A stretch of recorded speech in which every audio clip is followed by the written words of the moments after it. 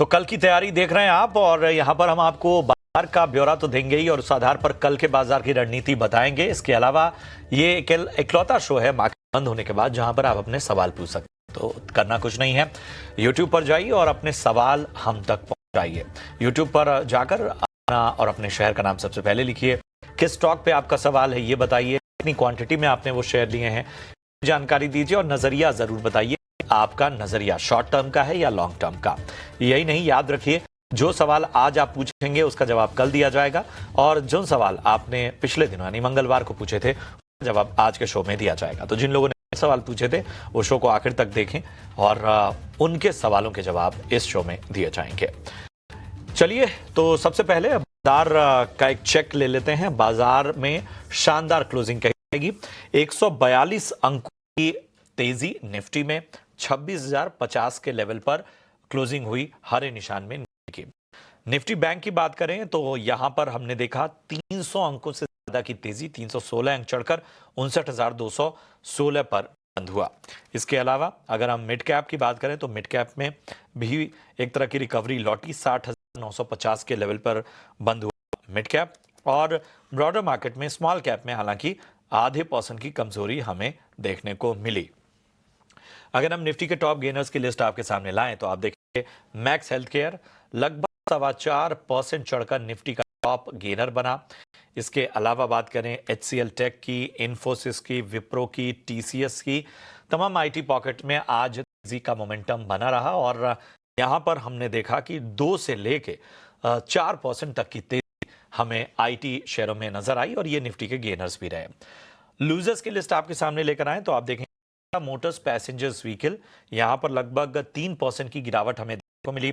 कोल India 1.25% गिरकर बंद हुआ।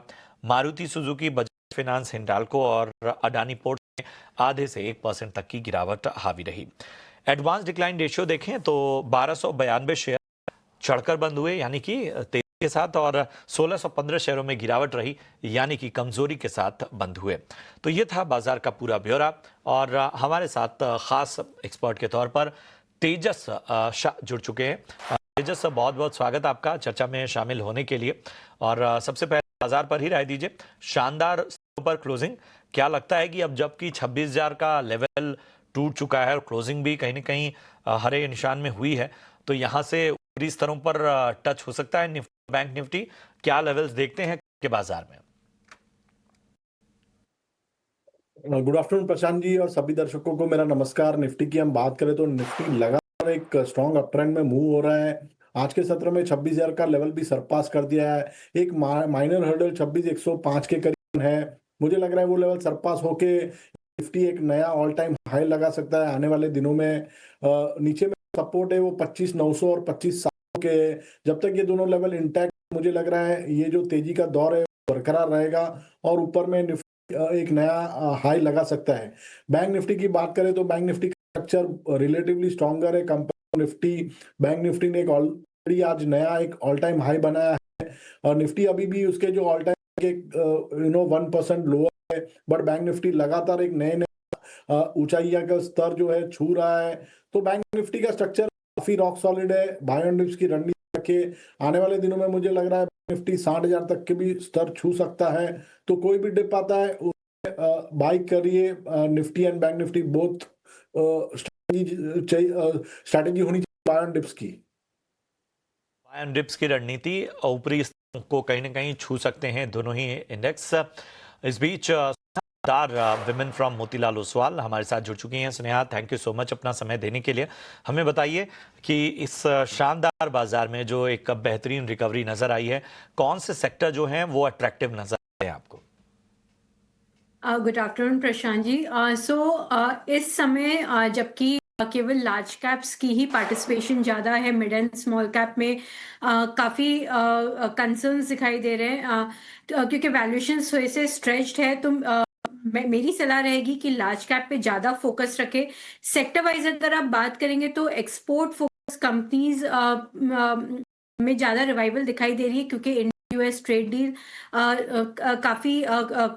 काफ़ी क्लोज है कंक्लूड होने के लिए। तो स्पेशली आईटी सेक्टर जो कि जहाँ पे वैल्यूएशन कंफर्ट काफ़ी है, उस सेक्टर को नजर में रखा जा सकता है। साथ ही साथ अगर आप देखेंगे तो जो फार्मा कंपनीज है, दो को डायरेक्ट एज सच उन पे टैरिफ नहीं इम्प्लीमेंट हुआ था, बट कहीं ना कहीं सेंटिमेंटली वहां पे भी बूस्ट आएगा। और साथ इसके अलावा एक ऑटो एंक सेक्टर को नजर में रखना चाहिए, क्योंकि ऑटो एंक में काफी कंपनीज है जिनके 30 to 50% आपको एक्सपोजर दिख जाएंगे यूएस में। सो इन 3 सेक्टर्स नेक्स्ट फ्यू डेज के लिए आप फोकस करिए, बट लार्जली थोड़ा सा लार्ज कैप की तरफ झुकाव रखें तो बेटर रहेगा। तो लार्ज कैप सेक्टर पर कहीं ना कहीं आपको झुकाव रखना होगा। कौन कौन से सेक्टर आपको रडार में रखना वो भी स्नेहा जी ने आपको बता दिया। चलिए अब आपके सवालों को शामिल करते हैं, और YouTube पर हमारे पास ढेर सारे सवाल आए हैं और उन सवालों को हम शामिल करेंगे। लेकिन यहाँ बता दें, YouTube पर आप अपने सवाल आज भी पोस्ट कर सकते हैं और उन सवालों को हम कल की चर्चा में जवाब देंगे।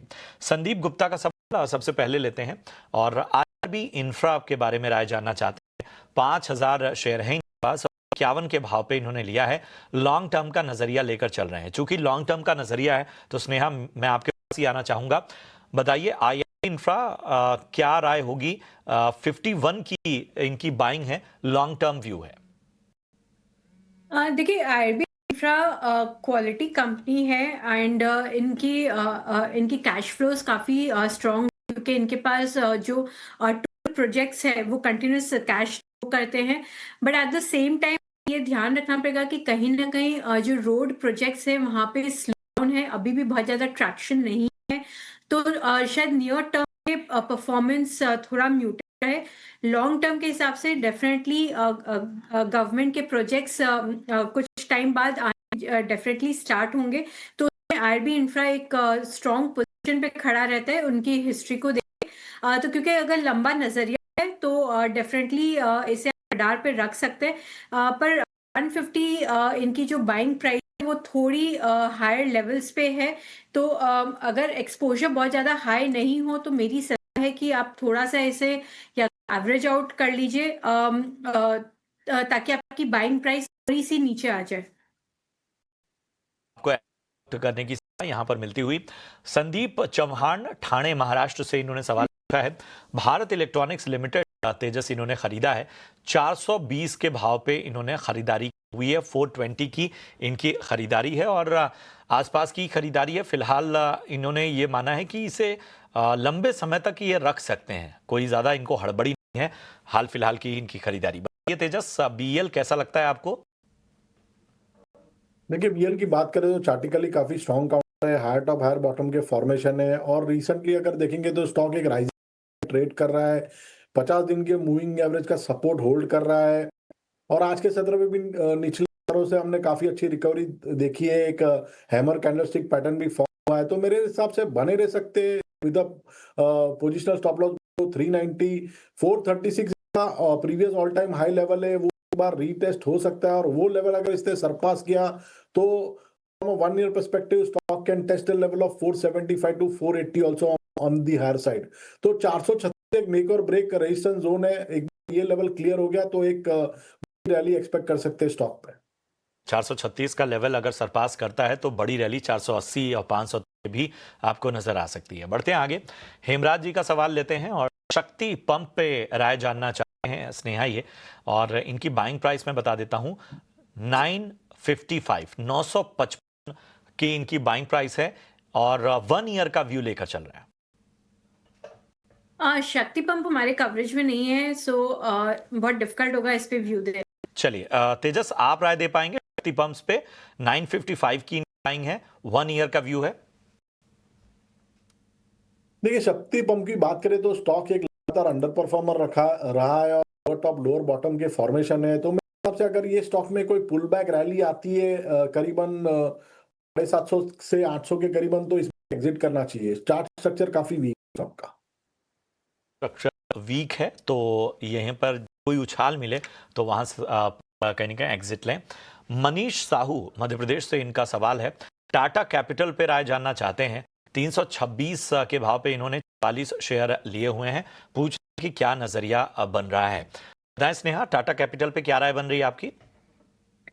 देखिए टाटा कैपिटल एक काफ़ी क्वालिटी कंपनी है। इसमें लेकिन जो कंपनी की जो स्ट्रैटेजी है, कंपनी काफ़ी कुछ रिस्क एंगल से ज़्यादा सोचती है, तो कहीं ना कहीं वो रिस्क को एक अपर हैंड देती कंपेयर टू ग्रोथ। तो इनकी ग्रोथ कंपेयर टू अदर मैंने जो इनके पियर्स है उससे कहीं ना कहीं थोड़ी सी स्लो रहेगी। बट कीपिंग दैट, अगर इनका लॉन्ग टर्म का नजरिया है तो टाटा कैपिटल जैसी कंपनी को डेफिनेटली होल्ड करना चाहिए, क्योंकि जैसा मैंने कहा कि इनकी ओवरऑल जो क्वालिटी है, जो लेंडिंग बुक है, वो बहुत ही अच्छी है। बस ग्रोथ इसमें थोड़ा सा मीडियोकर रहेगा। तो आपकी क्या रिस्क एपेटाइट है और क्या आपका नजरिया है, उसके हिसाब से आप कॉल ले सकते हैं। तो थोड़ी सी स्लो इसकी कहीं ना कहीं रनअप देखने को मिलती है, लेकिन वैसे क्वालिटी कंपनी और एक विस्तृत जो स्ट्रेटजी है वो भी नेहा ने बता दी। सुमंगला जी का सवाल लेते हैं, बेंगलुरु कर्नाटक से। इन्होंने सवाल पूछा है, हिंडाल्को के बारे में तेजस सराय जानना चाहती हैं। 857 के भाव में इन्होंने 40 शेयर रखे हुए हैं, लेकिन इनको यहाँ पर नुकसान हो रहा है। पूछ रही हैं कि कब तक ये ऊपर जाएगा या कहीं और जो है वो खरीदारी करना बेहतर रहेगा। देखिए, हिंडाल्को की बात करें तो ये स्टॉक ने अभी रिसेंटली काफी अच्छा आउट परफॉर्मेंस दिखाया था, और जो है 864 का एक स्विंग हाई बनाने के बाद स्टॉक एक करेक्शन मोड में चल रहा है। बट अभी भी जो स्टॉक है 50 दिन की मूविंग एवरेज को होल्ड कर रहा है, तो मेरी सलाह ये रहेगी कि 770 का एक ट्रेलिंग स्टॉप लॉस लगा दे। जब तक ये लेवल के ऊपर ओवरऑल बायस पॉजिटिव है, और जब तक ये लेवल होल्ड कर रहा है, there is a strong possibility कि जो इसका प्रीवियस स्विंग हाई है 864 का, वो रिटेस्ट कर सकता है। तो अभी होल्ड करने की सलाह है विद स्टॉप लॉस बिलो 770। 770 का स्टॉप लॉस बनाइए और बने रहिए। बढ़ते आगे, प्रियोतोष रॉय का सवाल लेते हैं और इनका सवाल बजाज कंज्यूमर पे है। 500 शेयर हैं इनके पास और 234 के भाव पे इन्होंने खरीदारी की है। फिलहाल अच्छे लेवल पे खरीदारी का परिणाम यह है कि इनको फायदा होगा और यहां से भी लॉन्ग टर्म का नजरिया लेकर चल रहे हैं। स्नेहा, बजाज कंज्यूमर 234 की बाइंग, लॉन्ग टर्म व्यू। देखिए, बजाज कंज्यूमर डिसेंट कंपनी है। इनके पास काफ़ी अच्छे ब्रांड्स है एंड अच्छी डिस्ट्रीब्यूशन रीच है। ई कॉमर्स में भी अगर आप देखेंगे तो इनकी प्रेजेंस काफ़ी कुछ ठीक ठाक है। बट मेरी सलाह रहेगी कि जो कंज्यूमर कंपनीज है वहाँ पे ग्रोथ बहुत ज़्यादा रिवाइव अभी भी नहीं हुए हैं।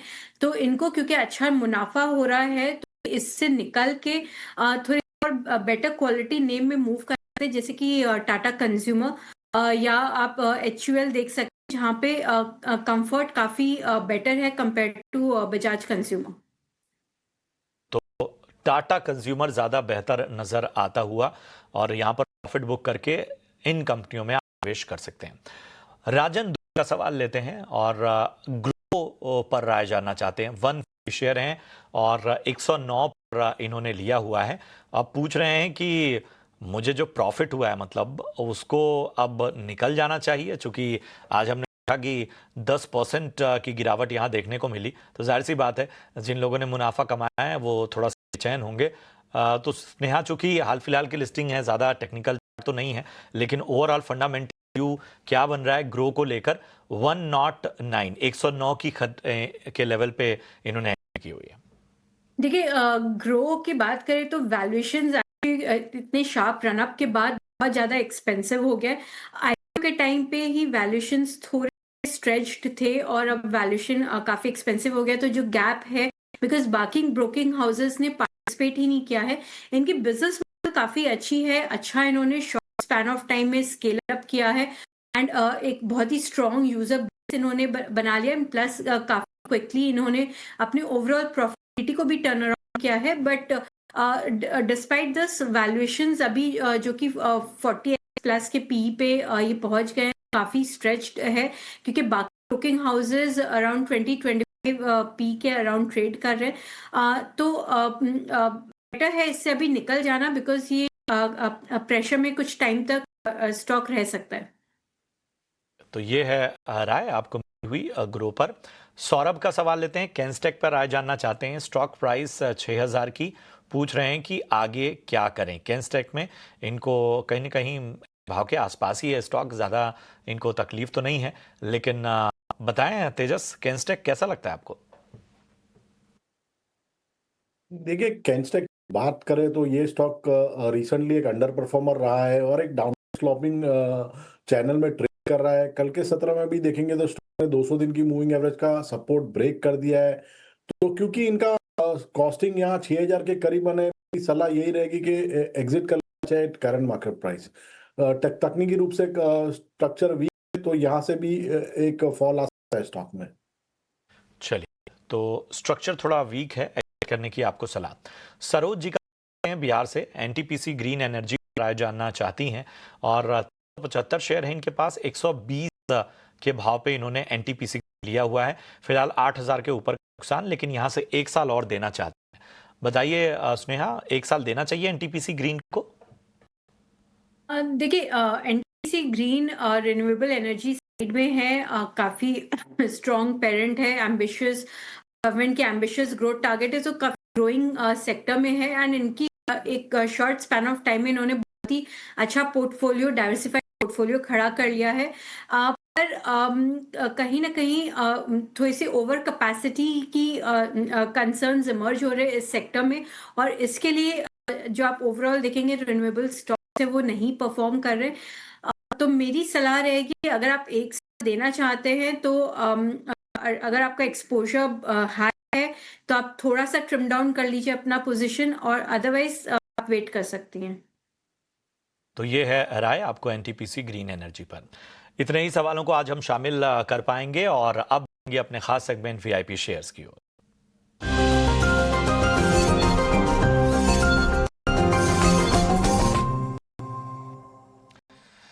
बताइए तेजस, आज वीआईपी स्टॉक कौन से हैं?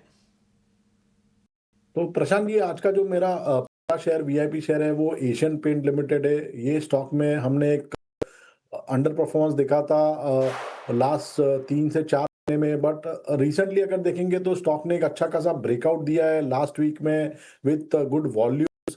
हायर टॉप और हायर बॉटम के फॉर्मेशन बनने शुरू हो गए स्टॉक में, और शॉर्ट टर्म मूविंग एवरेज ऊपर कंसिस्टेंटली ट्रेड कर रहा है। पिछले 4-5 से स्टॉक थोड़ा चल चुका है, तो मेरे हिसाब से एक डिप में खरीदारी करिए पोजीशन की। इसमें आपको स्टॉप लॉस लगाना है 2650 का, पहला लक्ष्य रहेगा 3350 का, दूसरा लक्ष्य रहेगा 3350 का। तो मुझे लग रहा है ये स्टॉक 10 से 15% की रैली कर सकता है, तो बाय एंड डिप्स की रणनीति रखिए एशियन पेंट में। दूसरा जो स्टॉक मैंने चुना है वो दिग्गज टीसीएस लिमिटेड है। ये स्टॉक ने भी एक अच्छा खासा बेस बना दिया है रिसेंटली, और एक inverted head and shoulder pattern से ब्रेकआउट किया है लास्ट टू लास्ट वीक, और इसके बाद लगातार ये स्टॉक आउट परफॉर्मेंस दिखा रहा है। तो ये स्टॉक में भी खरीदारी की जा सकती है at current price. Stop loss लगाना है 3050 के नीचे, और इसका लक्ष्य रहेगा 3350 का। एशियन पेंट्स खरीदारी की राय तेजस जी की सलाह से। और स्नेहा, आप बताइए आपके रडार पे कौन से स्टॉक्स हैं? मेरे रडार में पहला एमसीएक्स है।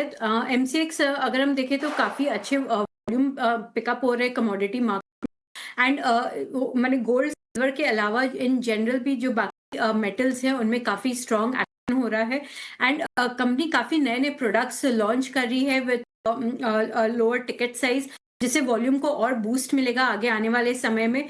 एंड अभी हमने इलेक्ट्रिसिटी और जो इंडेक्स कॉन्ट्रैक्ट्स है उनसे कंट्रीब्यूशन फैक्टर नहीं किया है अपने ओवरऑल वर्किंग में, बट इनसे भी बहुत बड़ा आगे जाके मोमेंटम बिल्ड हो सकता है। तो एमसीएक्स को एक लंबे नजरिए और शॉर्ट टर्म नजरिए दोनों एंगल प्ले कर सकते हैं with a target price of 11,000।